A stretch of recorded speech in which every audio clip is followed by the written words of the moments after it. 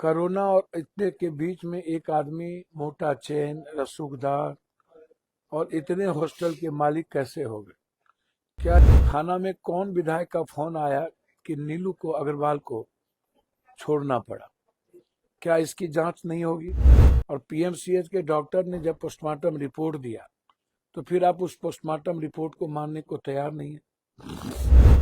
आपने उनके कपड़े धो दिए, कपड़े पकड़े नहीं, ब्लड आपने दिया नहीं कपड़े वाले, और धो करके आपने कपड़ा दिया है, और किनको बलि का बकरा बना करके इस केस को खत्म करना चाह रहे हैं। ये काफी नहीं है कि बिना किसी नक्शे के, परमिशन की वो हॉस्टल बन गया? नीलू अग्रवाल दूसरी शादी की है, पहला हस्बैंड को छोड़ दिया, और उसके बाद ब्लड आपने दिया है, ले नहीं पाए, ब्लड पहले ही साफ कर दिया था, तो बिस्ला रिपोर्ट क्या आएगा? मैं एयरपोर्ट पे हूँ, मुझे लगा आपसे कुछ बात करनी चाहिए। हम आज एक और हॉस्पिटल गए थे, हॉस्टल, परफेक्ट हॉस्टल, जहाँ 6 तारीख को ही हमारे बच्ची ने आत्महत्या की थी। पुलिस के मुताबिक प्रेम प्रसंग। ये प्रेम प्रसंग कैसे हो? हॉस्टल में किसका दायित्व होता है, किसकी जिम्मेदारी होती है? हॉस्टल में लड़के कैसे प्रवेश करते हैं? ये सब कुछ इतना गंभीर विषय को प्रेम प्रसंग में परिवर्तन कर देना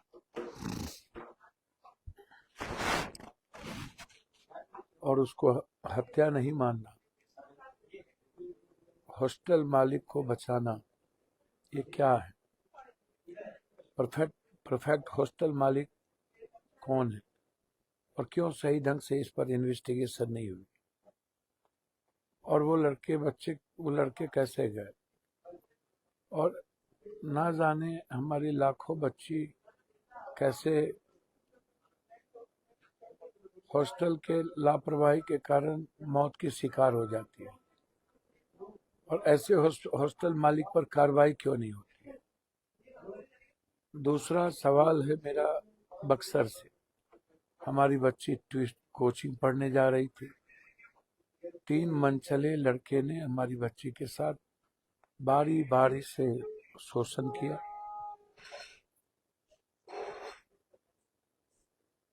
हमारी बच्ची चिल्लाती रही, चीखती रही, और ये लोग बाली बाली से हमारे बच्चों को नोचते रहे। एक के अलावे 2 अभी तक गिरफ्तार नहीं हुए। वहां के माननीय विधायक लोग उस शोषण करने वाले नरभक्षी लोगों के साथ खड़े हैं, उनके सपोर्ट में है माननीय विधायक लोग। ऐसा क्यों? और अभी तक न्याय क्यों नहीं मिल पा रहा?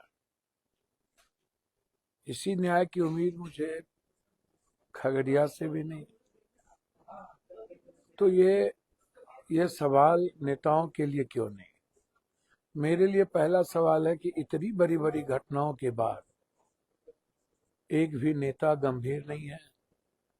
पक्ष और विपक्ष इस पर लड़ने और संघर्ष करने को तैयार नहीं है। हमारी पार्टी कांग्रेस कल हमारे प्रभारी और अध्यक्ष के नेतृत्व में, सारे वरिष्ठ साथियों के नेतृत्व में एक बड़ी लड़ाई की शुरुआत की। चलिए, देर आए दुरुस्त आए तो, लेकिन बिहार में ना तो कोई पदाधिकारी इतनी बड़ी घटनाओं को में गंभीरता दिखा रही है, और ना ही कोई नेता, और ना ही कोई पैसे वाले। क्यों? क्या कारण? क्या आप नहीं सोचेंगे?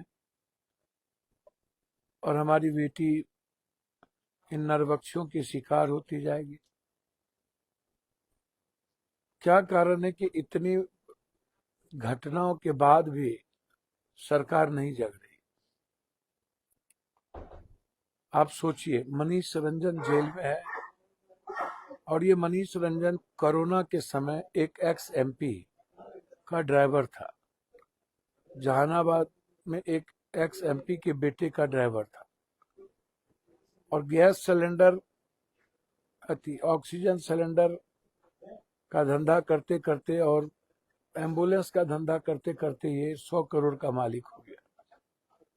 कोरोना और इतने के बीच में एक आदमी मोटा चेन, रसूखदार और इतने हॉस्टल के मालिक कैसे हो गए? क्या ये ऑफेंस नहीं है? क्या ये काफी नहीं है एक आदमी को सजा के लिए और एक आदमी पर कार्रवाई करने के लिए? यह मनीष रंजन कौन ऐसे विधायक हैं पटना के लोकल जिनके साथ उनका रिश्ता है, उनका संबंध है? मैं जानना चाहता हूँ क्यों, कारण क्या है कि मनीष रंजन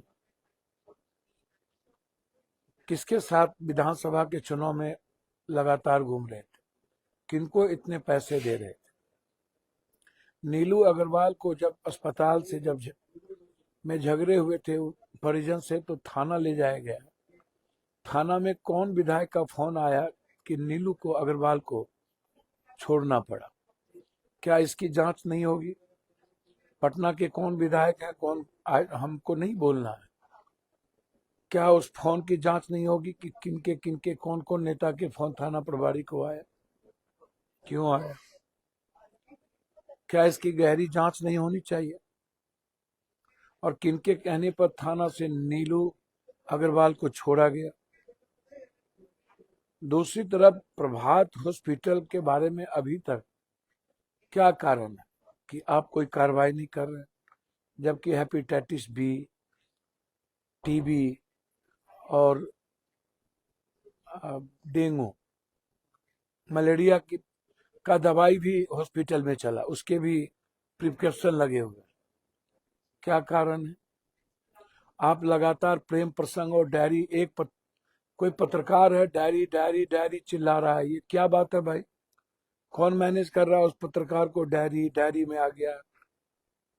अब आप हमको एक बात बताइए, जब बॉडी था, ये मेरे लिए महत्वपूर्ण विषय है, तब पीएमसीएच में पोस्टमार्टम हुई, देखा गया, तो समझ में आता है कि हमारी पूरी डॉक्टर की टीम ने पीएमसीएच को आप 5,000 करोड़ रुपया का बनाया। पूरे बिहार की जनता को यह समझने की जरूरत है। अब पीएमसीएच हमारी सरकार और नीतीश कुमार जी कहते हैं और है भी कि हम नंबर 1 अस्पताल बनाएंगे, और पीएमसीएच के डॉक्टर ने जब पोस्टमार्टम रिपोर्ट दिया तो फिर आप उस पोस्टमार्टम रिपोर्ट को मानने को तैयार नहीं है। 5,000 करोड़ रुपया लगा के अपने ही डॉक्टर की रिपोर्ट को आप नहीं मान रहे हैं, क्योंकि आपने नीपा पोती। मेरा बिंदु क्या है, आप चले गए पीएम एम्स क्या दिखे? एम्स में तो अब बॉडी है नहीं। तो जो डॉक्टर ने पीएमसीएच की रिपोर्ट दिए हैं, उसी रिपोर्ट के आधार पर वो खोजबीन करके रिपोर्ट देंगे, तो रिपोर्ट तो एक ही होगा। बात रही बेसरा जांच की, तो भैया बेसरा जांच आपने उनके कपड़े धो दिए, कपड़े पकड़े नहीं, ब्लड आपने दिया नहीं कपड़े वाले, और धो करके आपने कपड़ा दिया है, तो बेसरा जांच में क्या आएगा? आखिर क्या कारण है? किनको बचा रहे हैं आप लोग, और किनको बलि का बकरा बना करके इस केस को खत्म करना चाह रहे हैं? कौन है इसके पीछे? कौन कौन विधायक, कौन कौन लोग हैं? अच्छा एक बात बताइए, ये काफी नहीं है कि बिना किसी नक्शे के परमिशन की वो हॉस्टल बन गया? उसको तोड़ने के लिए काफी नहीं है, उसके इंक्वायरी के लिए? और मात्र कोरोना से अभी तक ये 100 करोड़ का आदमी बन गया, इतने हॉस्टल हो गए। नीलू अग्रवाल दूसरी शादी की है, पहला हस्बैंड को छोड़ दिया।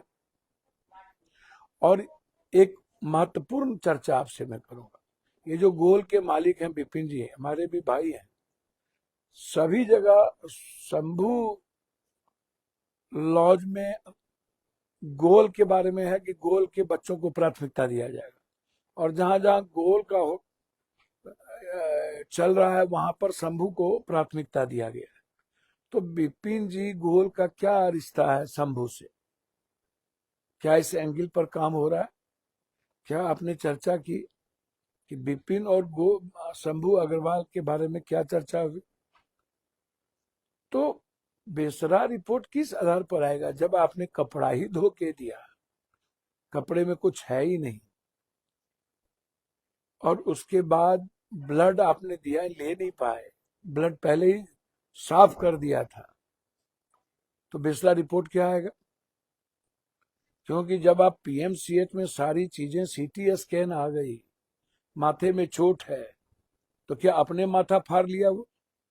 और आप बार बार घर के अंगील को, और आप बकवास आप लोग किए जा रहे हैं।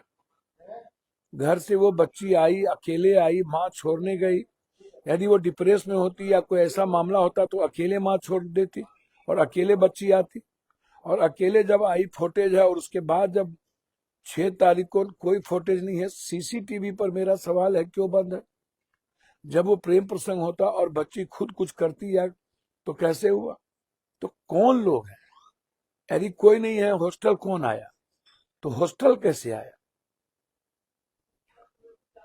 तो इसीलिए मेरा ये सवाल है, पहला कि बिस्रा रिपोर्ट, आप पीएमसीएच की रिपोर्ट को मानने को तैयार क्यों नहीं है? क्योंकि वो सरकारी रिपोर्ट है, एम्स भी सरकार का है, तो दोनों में अंतर क्या है? क्या आप नीपापोती नहीं करना चाह रहे हैं? पुलिस किसको बचाना चाह रही है? एक तरफ मनीष रंजन इतने अकूट पैसे कहां से कमा लिए, उन पर बुलडोजर नहीं चल रहा है। दूसरी तरफ प्रभात अस्पताल क्यों ले जाया गया, और वहां टीबी से लेके हेपेटाइटिस बी से लेके मलेरिया से लेके सब दवाई कैसे आप चला दिए?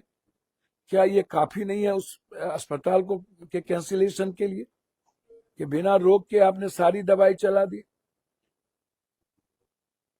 और तीसरी तरफ बिस्रा रिपोर्ट में आपने जब कुछ दिया ही नहीं, आप सब कुछ खत्म करने की तैयारी में है, तो आप कैसे करेंगे भैया?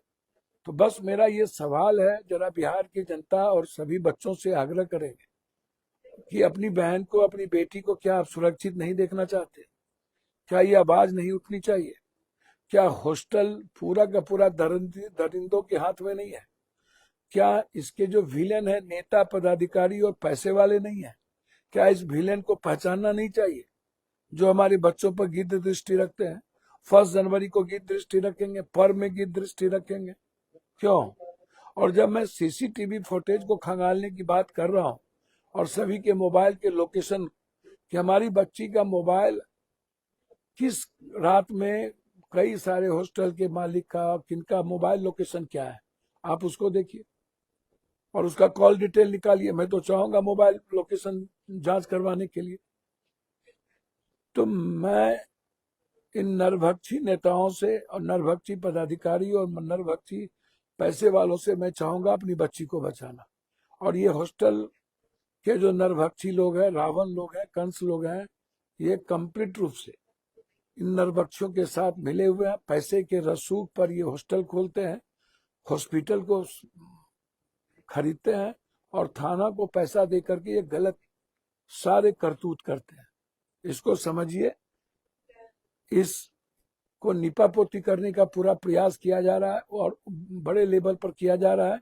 मैं चाहूंगा ये आवाज दबनी नहीं चाहिए, और बिस्रा रिपोर्ट पर भरोसा मत कीजिएगा, क्योंकि बिस्रा रिपोर्ट को पूरी तरीके से साजिशन खत्म कर दिया गया और कपड़े सही नहीं दिए गए हैं। और पीएमसीएच का पोस्टमार्टम क्यों माना नहीं जा रहा है, और गोल और नीलू अग्रवाल का क्या संबंध है? थाने में नीलू अग्रवाल को किसने छुड़ाया? नीलू अग्रवाल जब हमारे परिवार के लोगों से लड़ाई लड़ा, तो फिर वहां से थाने ले जाए गए, तो छुड़वाया किसने? एक एक्स एमपी के बेटे के गाड़ी पर रहने के बावजूद और ऑक्सीजन में गड़बड़ी करने के बावजूद इतने कम समय में पेट्रोल पंप हो जाना, अस्पताल में शेयरदार हो जाना और सेक्स रैकेट चलाना, इसके लिए काफी नहीं, और उसको नहीं लिया गया, और ना ही थाना प्रभारी को आज तक सस्पेंड किया गया? क्या काफी नहीं है? जिसने फर्द बयान नहीं लिया, जो इतने पेचीदा बना दिया गया। तो ये किसको बचाने की तैयारी? मेरा रिक्वेस्ट है कि मत किसी को बचाइए, सबकी बच्ची है, मेरा कोई किसी से दुश्मनी नहीं है, ना मुझे कोई लेना देना नहीं है, लेकिन मैं चाहूंगा कि सबकी बच्ची को बचाने के लिए हम सबको आगे आना चाहिए, आवाज उठाना चाहिए, और पीएमसीएच के रिपोर्ट पर हमें कार्रवाई करना चाहिए। और पीएमसीएच का रिपोर्ट कहता है कि बच्ची के साथ शारीरिक संबंध बनाने की पूरी कोशिश हुई है, और अब उसमें आगे मैं नहीं कुछ कहूंगा, मेरी भी कोई ये मर्यादाएं हैं। लेकिन मैं जरूर कहूंगा कि सारे हॉस्टल, लगभग 90-95% हॉस्टल के मालिक या हॉस्टल चलाने वाला प्रबंधक नेता पदाधिकारियों और पैसे वालों को परोसता है। इससे हम सबको बचना चाहिए और पुनः एक बार आवाज उठाना चाहिए, अन्यथा इस केस को रफा दफा कर दिया जाएगा। धन्यवाद, नमस्कार।